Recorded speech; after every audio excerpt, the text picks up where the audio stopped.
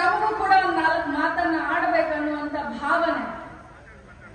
ಬಂಧುಗಳೇ, ಶಿಕ್ಷಣ ನಮ್ಮ ಜೀವನದಲ್ಲಿ, ನಮ್ಮ ಮಕ್ಕಳ ಜೀವನದಲ್ಲಿ, ಸಮಾಜದಲ್ಲಿ ಶಿಕ್ಷಣಕ್ಕೆ ಯಾವ ರೀತಿಯಾದಂತ ಒಂದು ಪ್ರಾಮುಖ್ಯತೆಯನ್ನು ನಾವು ಕೊಡ್ತೀವಿ. ಒಬ್ಬ ಬಡವರು ಇರ್ಲಿ ಅಥವಾ ಒಬ್ಬ ರಾಷ್ಟ್ರಪತಿ ಇರ್ಲಿ, ಒಬ್ಬ ಪ್ರಧಾನಮಂತ್ರಿ ಇರ್ಲಿ, ಒಬ್ಬ ಕೂಲಿಕಾರ ಇರ್ಲಿ, ತಮ್ಮ ಮಕ್ಕಳಿಗೆ ಅತ್ಯಂತ ಉನ್ನತ, ಉತ್ಕೃಷ್ಟ, ಉತ್ತಮ ಶಿಕ್ಷಣವನ್ನ ಕೊಡಗಿಸ್ಬೇಕು ಅನ್ನೋದು ಎಲ್ಲರ ಪ್ರಾಮಾಣಿಕವಾದಂತಹ ಆಸೆ ಇರುತ್ತೆ, ಕನಸಿರುತ್ತೆ. ನಾನು ಕೋರೆ ಸಾವುಕಾರ ಅವ್ರನ್ನ ಕೇಳಿದೆ, ನೀವು 50 ವರ್ಷದ ಹಿಂದೆ ಈ ಸಂಸ್ಥೆಯನ್ನ ಕಟ್ಟಿದಂತ ಸಂದರ್ಭದಲ್ಲಿ ನಿಮ್ಗೆ ವಯಸ್ಸು ಎಷ್ಟಿತ್ತು ಅಂತ ಕೇಳಿದೆ. 27 ವರ್ಷ. ಈಗಿನ 27 ವರ್ಷದ ನಮ್ಮ ಯುವಕರು ಬಹಳಷ್ಟು ಜನ ಇದ್ದಾರೆ, ಯುವಕರು ಇದ್ದಾರೆ, ಯುವತಿಯರು ಇದ್ದಾರೆ. ನನ್ನ ಸಂಬಳ 27 ವಯಸ್ಸಿಗೆ ಒಂದು ಶಿಕ್ಷಣ ಸಂಸ್ಥೆಯನ್ನ ತನ್ನ ಗ್ರಾಮದಲ್ಲಿ ಮಾಡಬೇಕನ್ನುವಂತ ಬಯಕೆ ಇವ್ರಿಗೆ ಬಂದಿದೆಯಲ್ಲ, ಆ ಬಯಕೆ ಇಲ್ಲಿ ಸೇರಿದಂತ, ಬರೀ ಇಲ್ಲಿ ಸೇರಿದಂತ 27 ವಯಸ್ಸಿನ ಮಕ್ಕಳಿಗೆ ಕೇಳಲಿಕ್ಕೆ ಬಯಸ್ತದೆ. ಯಾರಾದ್ರೂ ಒಬ್ರು ಕೈ ಎತ್ತಿ ನೋಡೋಣ. ಅದು ಯಾವ ಸಂದರ್ಭದಲ್ಲಿ?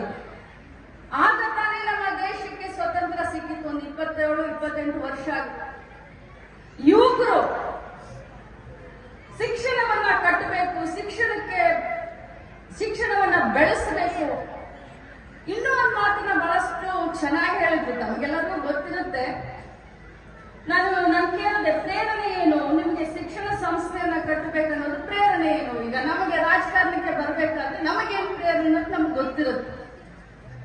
ಅವಾಗ ಅವ್ರು ಹೇಳಿದ್ರು, ನಾನು ಹೈಸ್ಕೂಲ್ ಓದ್ತಾ ಇರ್ಬೇಕಾದಂತ ಸಂದರ್ಭದಲ್ಲಿ ನಮ್ಮ ಸ್ಕೂಲ್ನಲ್ಲಿ ನಿಬಂಧ ಸ್ಪರ್ಧೆ ಇತ್ತು.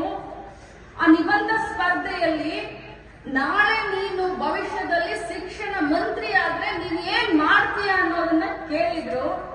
ಆ ವಿಚಾರವಾಗಿ ನಾನು ನಿಬಂಧ ಬರಿಬೇಕಾದ್ರೆ, ನಾನು ಶಿಕ್ಷಣ ಮಂತ್ರಿ ಆದ್ರೆ ಮಹಿಳೆಯರಿಗೆ ಉಚಿತ ಶಿಕ್ಷಣ ಕೊಡ್ತೀನಿ ಅಂತ ಬರೆದಿದ್ದೆ. ಹೈಸ್ಕೂಲ್ ಹೋಗುವಂತ ಸಂದರ್ಭದಲ್ಲಿ ಬೆಳೆಯುವ ಸಿರಿ ಮೊಳಕೆಯಲ್ಲಿ ನೋಡು ಅಂತ ಹೇಳ್ತಾರೆ. ಎಂತ ಪ್ರಾಮಾಣಿಕವಾದಂತ ಬದ್ಧತೆ, ಕಾಳಜಿ, ಸಾಮಾಜಿಕವಾದಂತ ಒಂದು ಕಾಳಜಿಯನ್ನ ನೋಡಿದ್ರೆ ನಿಜವಾಗ್ಲೂ ಇವತ್ತು ಶಿವಾನಂದ ಪಾಟೀಲ್ ಅವರು ಮಾತನಾಡೋದ್ರಲ್ಲಿ 2 ಮಾತಿಲ್ಲ. ನಾನು ಒಪ್ತೀನಿ ಅವ್ರ ಮಾತನ್ನ. ಇಂಥವ್ರು ನಿಜವಾಗ್ಲೂ ಸಾಮಾಜಿಕ ಕಾಳಜಿ, ಸಾಮಾಜಿಕ ಬದ್ಧತೆ ಇದ್ದಂಥವ್ರು ರಾಜಕಾರಣದಲ್ಲಿ ಉನ್ನತವಾದಂತ ಸ್ಥಾನಕ್ಕೆ ಬರಬೇಕಾಗಿತ್ತು ಅಂತ ನಾನು ಕೂಡ ಇವತ್ತು ಬಯಸ್ತೀನಿ. ಆದ್ರೆ ಯಾವ ರೀತಿ ಇರುತ್ತೆ ರಾಜಕಾರಣ ಅನ್ನೋದು ತಮಗೂ ಗೊತ್ತು. ನಾನೊಬ್ಬ ಮಹಿಳೆ ಬಿಡಿ, ಇವತ್ತು ಇಡೀ ರಾಜ್ಯದಲ್ಲಿ ನಮ್ಮ ಪಕ್ಷದ ಹಿರಿಯರ ಒಂದು ಆಶೀರ್ವಾದ, ಎಲ್ಲ ಇಲ್ಲಿ ಕುಳಿತಂತ ಗುರು ಹಿರಿಯರ ಒಂದು ಆಶೀರ್ವಾದ, ಮಹಿಳೆಯರ ಆಶೀರ್ವಾದದಿಂದ ಇವತ್ತು ಕರ್ನಾಟಕ ರಾಜ್ಯದಲ್ಲಿ ನಮ್ಮ ಸರ್ಕಾರ ಕೆಲಸ ಮಾಡ್ತಾ ಇದೆ. ಪ್ರಾಮಾಣಿಕವಾಗಿ ಕೋರೆ ಸಾವುಕಾರರ ಆಸೆಯ ಹಾಗೆ ಮಹಿಳೆಯರಿಗೆ ಸ್ವಾವಲಂಬನೆ ಜೀವನ ಕೊಡ್ಲಿಕ್ಕೆ ಗ್ಯಾರಂಟಿ ಯೋಜನೆಯನ್ನ ನಾವು ಕೊಡ್ತಾ ಇದ್ದೀವಿ. ಇದು ಶಿಕ್ಷಣ. ವಿದ್ಯೆಗೆ ವಿನಯಭೂಷಣ ಅಂತ ಹೇಳ್ತಾರೆ. ನಾವು ಪ್ರತಿಯೊಬ್ಬರು ಕನಸುಗಳನ್ನ ನಾನು ತಮ್ಗೆ ಆಗ್ಲೇ ಹೇಳಿದೆ. ಪ್ರಾಮಾಣಿಕವಾಗಿ ತಂದೆ ತಾಯಿ ಕಂಡಂತ ಕನಸನ್ನ ಈಡೇರಿಸುವುದು ಕೂಡ ಇವತ್ತಿನ ಮಕ್ಕಳ ಜವಾಬ್ದಾರಿ ಅಂತ ಹೇಳಲಿಕ್ಕೆ ಬಯಸ್ತೇನೆ. ಜೊತೆಯಲ್ಲಿ ನಾನು ನನ್ನ ಇಲಾಖೆ ಮಂತ್ರಿ ಆದ್ಮೇಲೆ ಪ್ರಾಯೋಗಿಕವಾಗಿ ಬಹಳ ದೊಡ್ಡ ಕೆಲಸ ಮಾಡಲಿಕ್ಕೆ ಹೊರಟಿದ್ರಿ ಈ ಮಕ್ಕಳ ಭವಿಷ್ಯಕ್ಕೋಸ್ಕರ. ಯಾಕಂತಂದ್ರೆ ನಾನು ಮಹಿಳೆಯರ ಮಂತ್ರಿನೂ ಹೌದು, ಹಿರಿಯರ ಮಂತ್ರಿನೂ ಹೌದು, ವಿಕಲಚೇತನರ ಮಂತ್ರಿನೂ ಹೌದು, ಅದೆಲ್ಲದಕ್ಕಿಂತ ಮುಖ್ಯವಾಗಿ ಮಕ್ಕಳ ಮಂತ್ರಿ ಕೂಡ ಹೌದು.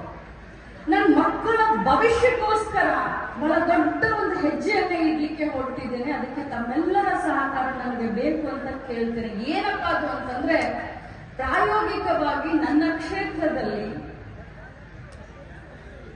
ಡಿಜಿಟಲ್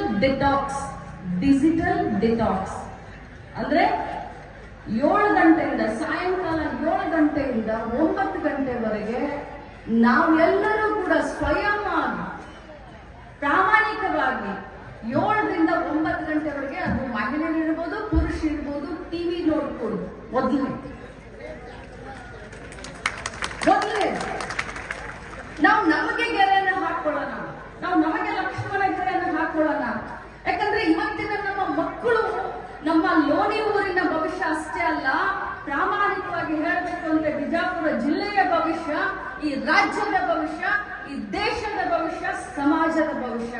ನಮ್ಮ ಮಕ್ಕಳು ನಮ್ಮ ಆಸ್ತಿ, ನಮ್ಮ ಮಕ್ಕಳ ಭವಿಷ್ಯವನ್ನ ನಾವು ರೂಪಿಸ್ಲಿಲ್ಲ ಅಂತಂದ್ರೆ, ನಾವು ತ್ಯಾಗವನ್ನ ಮಾಡ್ಲಿಲ್ಲ ಅಂತಂದ್ರೆ ಬೇರೆಯವರು ಯಾರು ಬಂದು ತ್ಯಾಗ ಮಾಡ್ಲಿಕ್ಕೆ ಸಾಧ್ಯ ಇಲ್ಲ. ಅದಕ್ಕೆ ಮಕ್ಕಳ ಮಂತ್ರಿಯಾಗಿ ಒಬ್ಬ ತಾಯಿಯಾಗಿ ನಾನು ಪ್ರಾಮಾಣಿಕವಾದಂತ ಪ್ರಯತ್ನ ಮಾಡ್ತಾ ಇದ್ದೀನಿ. ನಿಮಗೂ ಕೂಡ ಹೇಳ್ತೀನಿ, ತಾವು 7 ಗಂಟೆಯಿಂದ ರಾತ್ರಿ 9 ಗಂಟೆವರೆಗೆ ಯಾವ ಗಂಡಸರು ಮೊಬೈಲ್ ಅನ್ನ ಆನ್ ಮಾಡಕ್ ಹೋಗ್ಬೇಡಿ, ಹೆಂಗಸರು ಟಿವಿಯನ್ನ ಆನ್ ಮಾಡಕ್ ಹೋಗ್ಬೇಡಿ. ಮಕ್ಕಳಿಗೆ ಒಂದು ಶಿಸ್ತುಬದ್ಧವಾದಂತ ಒಂದು ಜೀವನದ ಶೈಲಿಯನ್ನ ನಾವೆಲ್ಲರೂ ಹಾಕಿಕೊಡೋಣ. ಅವರು ಎಷ್ಟು ಗಂಟೆ ಬೇರೆ ಕಾಲದಲ್ಲಿ ಏನೇನ್ ಮಾಡ್ತಾರೆ, ಆಟ ಮಾಡ್ತಾರೆ, ಅದು ಬೇಡ.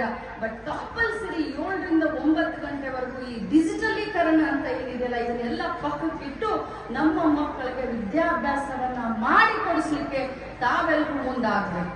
ಇಲ್ಲಿ ಇರುವಂತ ಯಾರಾದ್ರೂ ಗ್ರಾಮ ಪಂಚಾಯಿತಿಯ ಸದಸ್ಯರಿದ್ರೆ, ಅಥವಾ ಇಲ್ಲಿ ಇರುವಂತ ನಮ್ಮ ಡಿಡಿಗಳು, ನಮ್ಮ ಸಿಡಿಪಿಗಳು, ಯಾಕಂದ್ರೆ ಈಗ ಸರ್ಕ್ಯುಲರ್ ಹಾಕ್ತಾ ಇದ್ದೀವಿ, ನಾವು ಗ್ರಾಮ ಪಂಚಾಯಿತಿಯ ಮುಖಾಂತರ ಮನೆ ಮನೆಗೆ ಜಾಗೃತಿಯನ್ನ ಮೂಡಿಸುವಂತ ಕೆಲಸ ಇದನ್ನ ನಾವು ಮಾಡ್ತಾ ಇದ್ದೀವಿ ಅತ್ಯಂತ ಹತ್ತಿರದಲ್ಲಿ. ಬಂಧುಗಳೇ, ಶಿಕ್ಷಣಕ್ಕೆ ಬಹಳಷ್ಟು ಮರ್ಯಾದೆ ಇದೆ. ಇವತ್ತು ಯಾರು ವಿದ್ಯಾವಂತರಿದ್ದಾರೋ ಅವರಿಗೆ ಜನ ಬಹಳಷ್ಟು ಮರ್ಯಾದೆಯನ್ನ ಕೊಡ್ತಾರೆ.